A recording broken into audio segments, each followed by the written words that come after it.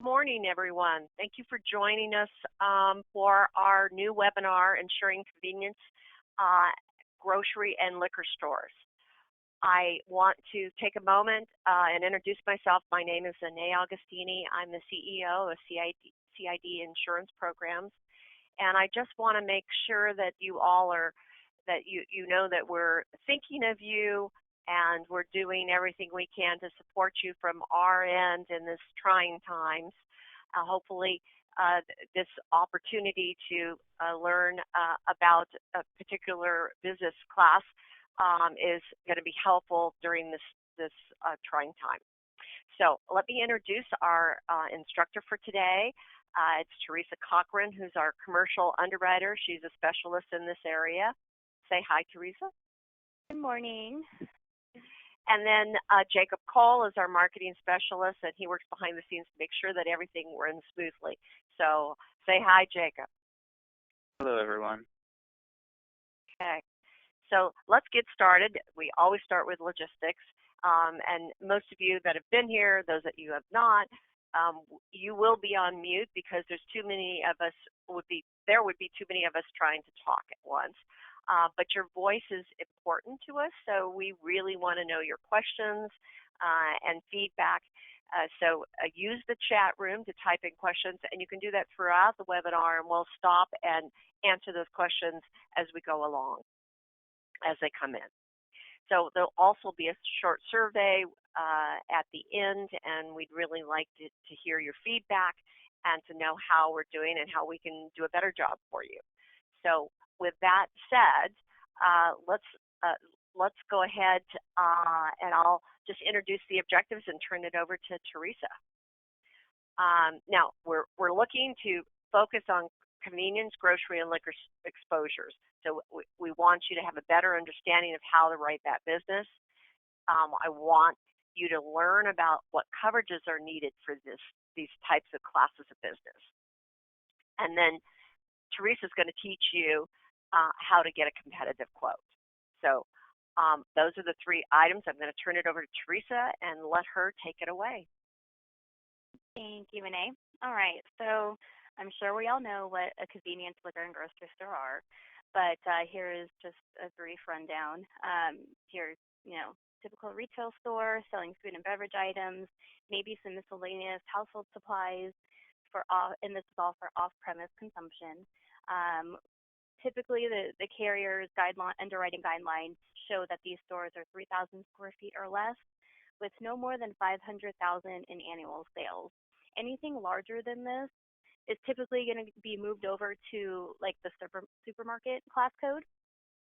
And the main thing I want everyone to understand for these types of risks are the other exposures that come along with these stores, such as hot food sales. Maybe they have like a little taco stand, or there's a deli, maybe they have a gas station, auto repair, or car wash exposure. These things all need to be separated out on your submission so that we can get you that competitive quote. I also wanted to add in international markets or something that may fit under this class of business if they are under the 3,000 square feet and less than 500,000 in annual sales. Moving on to the eligible exposures, we can write the new ventures. We have no problem with franchises, so maybe, a Circle K or an AM/PM, 7-Elevens, we can help with those. And then we also write a lot of, your smaller mom and pop types of stores. We do have the ability to write stores that are open 24 hours, and there could be some, it varies by carrier, but there could be some additional underwriting that goes along with that. Maybe 2 people have to be in the store at all times, 2 workers, rather than just one, working that midnight shift. And we can do the grocery stores with the cooking. Gas sales are fine. There's no limit as to the percentage of gas sales. The propane tank exchange is fine. If they're doing propane tank refill, that could be a problem, but the tank exchange is fine. Theft coverage is something that it varies by state, but it is typically something we can offer for the convenience stores. We can write up to 100% in liquor receipts, in which case they would be considered a liquor store. And lapses in coverage are fine. And that's really it on this slide. So now we're going to split off and just talk about the grocery convenience stores for a few slides here. The coverage is available, your property and liability, and we can also do monoline coverage if they're only looking for that, some BBP coverage or just the liability coverage at that time. We can also write liquor liability monoline or add it to the package. Assault and battery, equipment breakdown are additional coverages available. And if they do have a circumstance where they need a garage keeper's liability, maybe they have a car wash and an employee is driving the car through the car wash, or there is a full service gas station, that would be a circumstance where you would want to get that garage keeper's liability added on. And we do have a few markets that can offer that. And if they need any umbrella limits, we do have some carriers that can go upwards of $10 million in umbrella coverage. And now we'll go into just the liquor store side. We do have admitted and non-admitted markets for this program, and we can accept the new ventures or risks that have been in business without prior coverage. Delivery is something that I have one or two markets that are okay with that, and again the 24-hour stores. And when we're talking about the liquor stores, the coverages available are very similar to the convenience side. Really, the only difference is you're not going to need the garage keepers coverage. But again, we have those high umbrella limits available and the monoline or package available.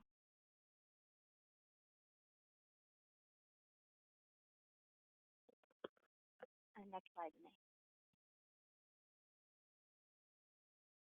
Oh. And next slide. Sorry. Oh, sorry. No problem. All right. And when we're talking about liquor stores, it is hard to sell the liquor liability to liquor stores and even to the convenience stores that may have, maybe a very small percentage in beer, wine, or liquor sales.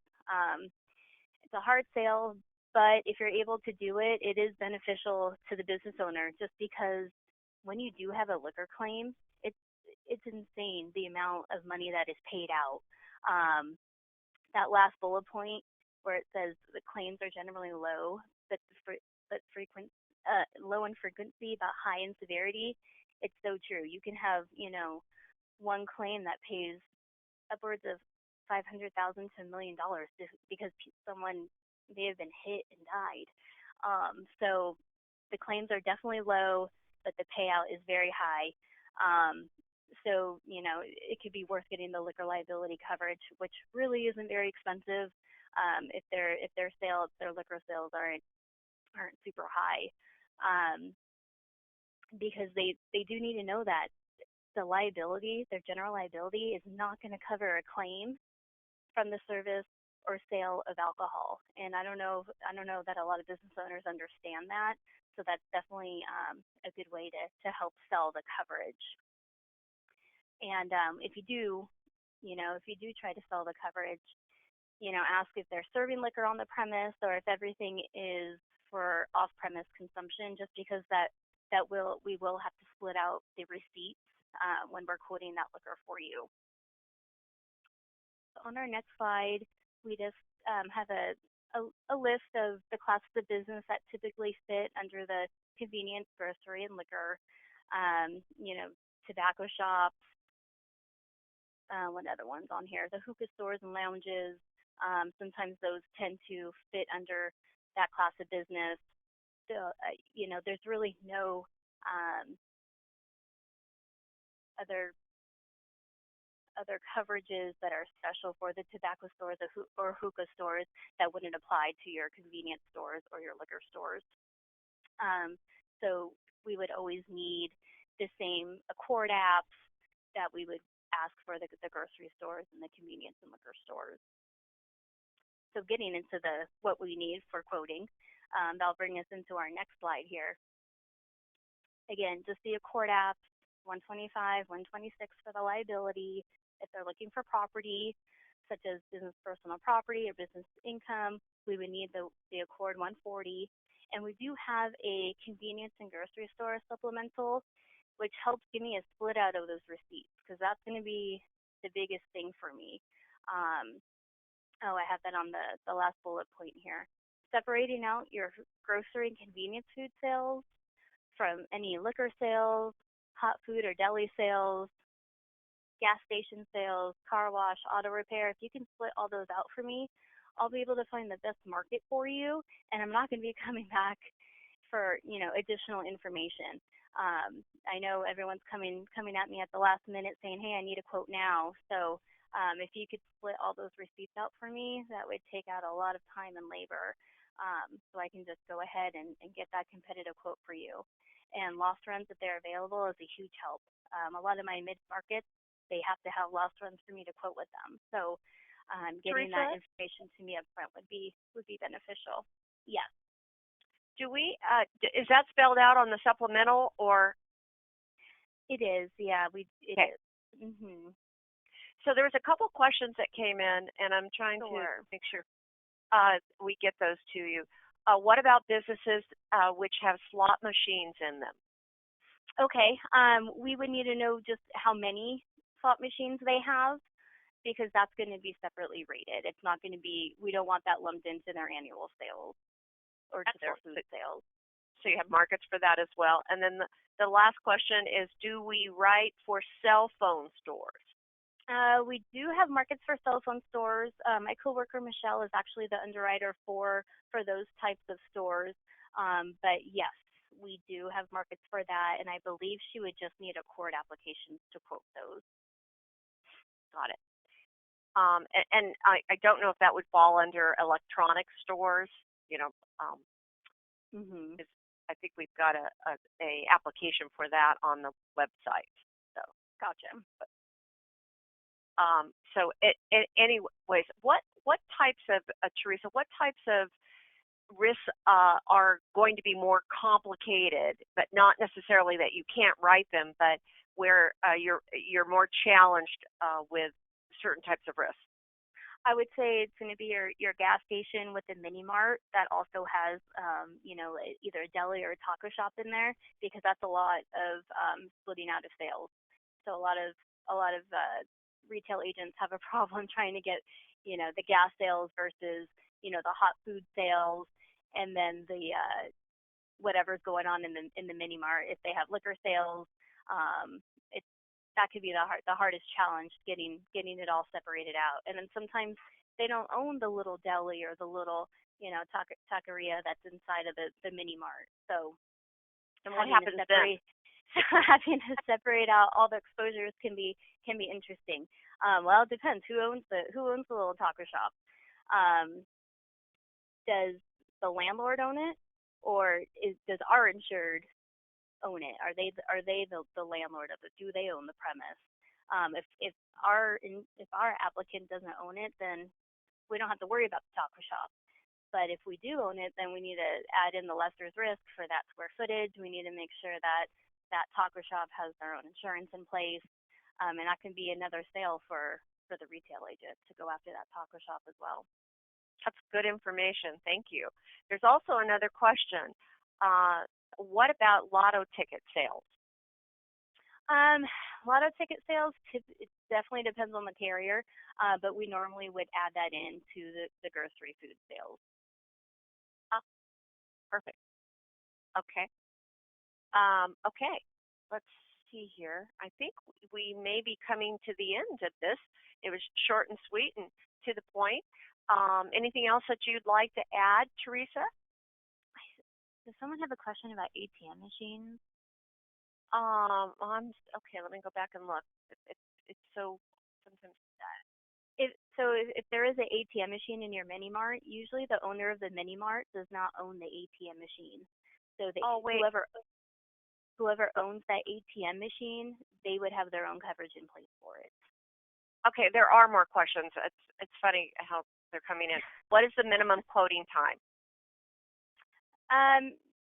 The minimum quoting time, that could be, 2 business days, what I'm typically looking at. Okay, I think that's reasonable, 48 hours. There's a question, there's a couple of questions. Do you cover marijuana stores? Not under this program. We do have a market through James River. They have a general liability product available for the marijuana stores. And yes, for the stores, it's harder for the stores themselves. There's a lot of programs out there, but we can also do the lesser's risk with a marijuana store in it as well. But we're not specializing in insuring marijuana stores at this point. How about, okay, another one. How is lotto sales classified or ATM machines covered? So you already said you answered the lotto sales under groceries. What about ATM? Yeah, I went into the ATMs already. Okay. Typically, your mini mart is not going to own the ATM machine. So whoever owns the ATM machine is going to have coverage in place. Got it. Yeah. Okay, that makes sense. And then did you answer the question, can you exclude the taco shop? Well, if our applicant owns the taco shop and it's under the same entity name, no, I cannot exclude it. We do have to include it. If they have a totally separate entity for that taco shop or they don't own it, then of course not. We can definitely exclude, we wouldn't include it in our policy. And what about taco trucks? We can write liability for the taco truck business and any BPP they have in the taco truck. We do not insure the taco trucks.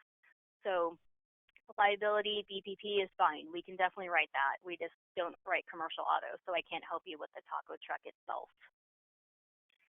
Okay, and another question. What if we don't have the loss runs at quoting time? If you can tell me how long they've been insured and that they've been loss-free, that would be great, and I can make it a prior to binding subjectivity. Most of the time, I don't know that information because it's not supplied to me, so I have to quote it as a new venture, which can take away a couple of carriers off of my list. So any information you can provide me with their history would be fabulous. Wonderful. And the last question I have is, what about money inside the ATM? Like I said, 99% of your mini marts do not own the ATM inside the building, so they would have, we're not going to be covering that ATM or the money inside of it. Okay. Excellent. Okay. If there, we can move on to the next slide, and that is the end of our webinar today. If you have any questions, please, you could still send them over to us, and we will, Teresa can answer them for you. Otherwise, I want to thank you for joining us today, and make sure that you visit our website for marketing tools, different templates that we can help you with, and see about our upcoming webinars. And actually, we've got recorded webinars. This one will be up there as well, and you can go back and listen to it again. Be sure to take our survey, and then you can get started today submitting applications to Teresa to get quotes on this type of business. Thank you so much for joining us, and thank you, Teresa. Thank you. Have a good day.